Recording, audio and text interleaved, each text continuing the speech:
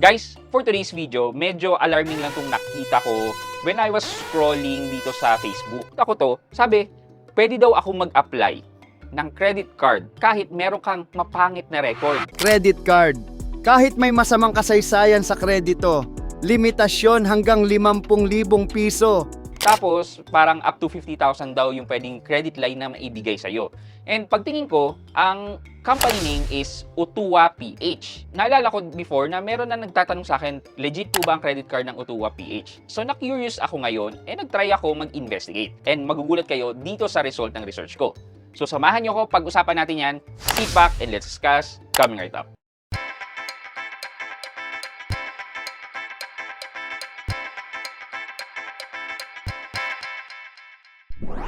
Hi guys, this is Pat and you're in Pat Quintos Review TV. So if you're new here to my channel, I do reviews about personal finance na meron akong experience or meron na akong knowledge na ginawa ko na ng videos and playlist na makita nyo dito sa taas. At kung bago ka dito sa channel ko, you may want to consider subscribing to my channel. Okay, let's cut to the chase. Hindi naman ito mahabang video. Nung nakita ko yan, unang-unang ginawa ko is sinerch ko yung Utuwa PH, UTUA Philippines or PH sa SEC website. And ito ang lumabas sa SEC website. Yan. Basically, wala. So sabi ko, paano mangyayari dyan kung wala naman? Paano sila nag-ooperate? So nag-try pa ako mag-dig in. Trinay kong i-open yung website nila and lumabas sa ilalim na Utuwa nga yung company name. However, ang office nila ay sa Brazil.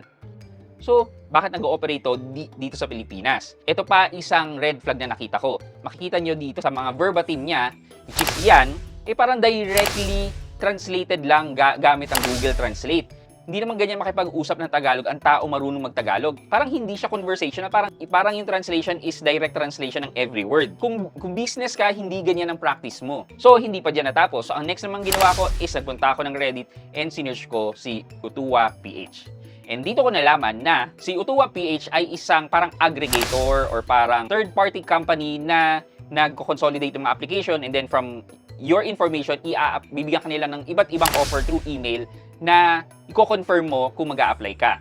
So, kunyari, nakapag-sign up ka dun sa website nila, tapos nakuha na nilang information mo, then papadalan ka ngayon ng email. Parang sasabihin sa'yo, dito malaki ang chance mo ma-approve dito sa PS Bank. Tapos magsasend na ng panibagong email. As in, tuloy-tuloy ang pag-send nila ng information sa'yo. Kasi gusto nila pagkakitaan ng malaki yung information mo. Kasi nga naman, pwede ka mag-apply. And itong binibigay na referral sa'yo, pag clinic mo at na-approve ka nga talaga, magkakaroon sila ng reward or referral fee. Pero kung tutuusin naman talaga, pwede naman ikaw directly ang mag-apply sa mga websites ng iba't ibang mga banks. Nababother lang kasi ako dito kasi ibibigay mo yung personal information mo, lalabas ng ibang bansa, tapos ano mangyayari doon? Since nakalabas na ng ibang bansa yung information mo, hindi na siya sakop ng laws dito sa Philippines. Paano kung ginamit pa yung information mo for identity theft? Di yari ka na talaga. Guys, baka pwede naman kayo mag-subscribe and follow dito sa aking mga social media channel. Dito po sa YouTube, Facebook, TikTok, and even Instagram. So please follow and support. So, basing from this research na ginawa ko, from my point of view, hindi ko nakikita na magandang mag-apply dito sa Utuwa PH na to. What I suggest, if you really need to apply for a credit card, is directly na lang kayong mag-apply sa mga websites ng mga banks. Take for example na lang din, parehas lang din to ng mga agent sa mall na nag-o-offer sa inyo ng iba't ibang freebies pag nag-apply kayo ng credit card. So sila, ganun din, nag-a-act sila as aggregator. Kapag nakuha yung information mo, i-apply ka nila sa primary na in-applyan mong credit card and then pwede nilang i-recycle yung information mo to apply to different credit cards. Thus, halos wala silang pinagkaiba sa process. Maybe ang pinagkaiba nila is that kapag nag-apply ka sa mall, meron kang freebie na matatanggap. Either power bank, earphones, pagkain, etc. Dito naman, kapag nag-apply ka sa Utuwa PH, wala kang makukuha. And ito pa, sinasabi nila na mataas ang chance mo ma-approve.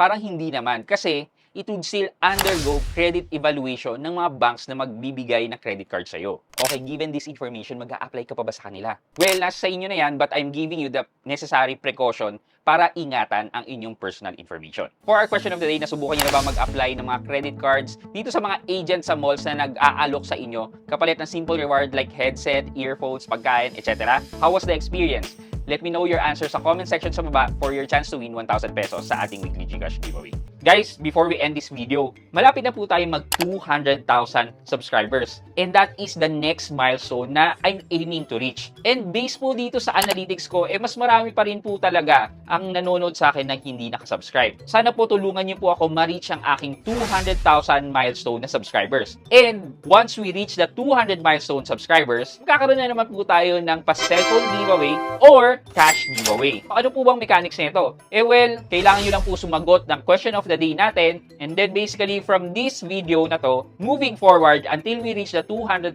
subscribers, mamimili po ako dito ng lucky winners ng either cellphone giveaway natin or 10,000 pesos in cash. So ano pa po ba ang hinihintay nyo? Di sumagot na po kayo ng question of the day natin dito po sa comment section sa baba. Yun lamang po for today's video, but before we end this video, mag-shoutout po muna tayo at shoutout kay mga tropa ni Ekims at Michael Blair 2608. Ang sabi po niya, tama ka dyan Sir Pat, hanggang andyan mga lending company at credit card na nag-zero interest. Yung konting sentimo mahalaga sa halip na mapapapunta sa interest, maggamit na rin sa ibang bagay, kaya maraming salamat sa mga advice. Kaya kay mga tropa ni Ekims, shoutout po sa inyo. Thank you so much po for watching and supporting my videos. Maraming salamat. I hope you like this video. Leave a thumbs up, and if not, wala nang problema dyan, but continue to support me by subscribing to my channel by clicking the subscribe button and also the bell button sa tabi ng subscribe para makareceive ka ng latest notification sa lahat ng upload ko. Again guys, this is Pat Quinto and you're in Pat Quinto's Review TV. Bye-bye!